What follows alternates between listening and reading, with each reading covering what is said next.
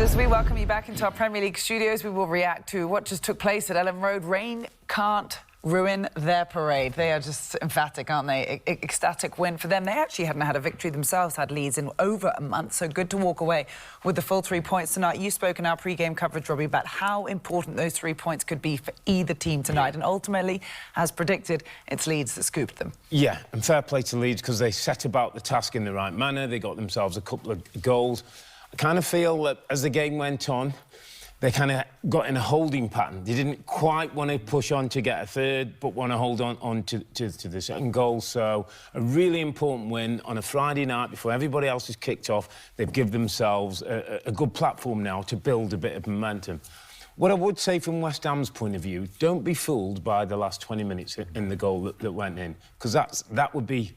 They're kidding themselves if they believe that at a time when Leeds was sitting back, that they've come back into the game.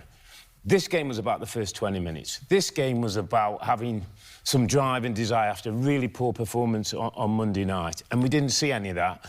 And you asked at the start of the day, is this on the players or the manager? When I look at today's performance, I think both parties. I think Nuno has, again, some strange decisions of where he's played people.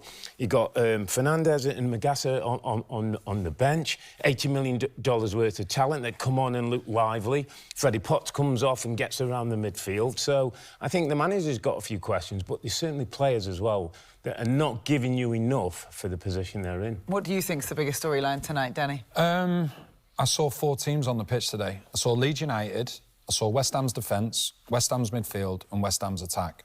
They are playing like a team of individuals. And the problem is with Nuno, we know his style of success. He had a Nottingham Forest, defend deep, break quickly. They don't have the pace in the team to play that way. The centre-backs are really concerned, so they drop off. From your perspective as a midfielder, right, because that's where I think the biggest problem is at the moment for West Ham. As a central midfielder, what are you doing if your centre-backs are dropping deep but your forwards are pressing high? What do you have to do then when you're in that engine room? Well, the biggest thing I would say is protect my back four. And it's really interesting because Nuno's sort of MO is defence, stopping goals going in. They conceded 9 goals from corner kicks. That's 6 more than any team in the league at this stage. West Ham United almost have to score 3 goals a game to win a game. That just can't... You can't continue to do that and think you're going to stay in the Premier League. So where do they go from here? They have to go, ultimately, and I know it's a cliche, they have to go back to basics. They have to go back to trying to get clean sheets and then work off that. There's a reason that your attacking players, your goal scorers, they go for the most money.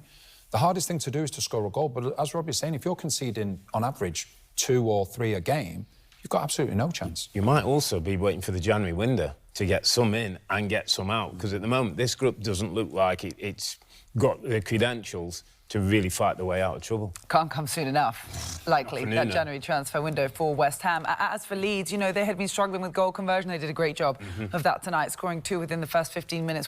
Hi there, I'm Rebecca Lowe, studio host of NBC's coverage of the Premier League. Don't forget to hit subscribe to watch more videos all season long. And for even more Premier League content, from original series to live matches, head over to Peacock.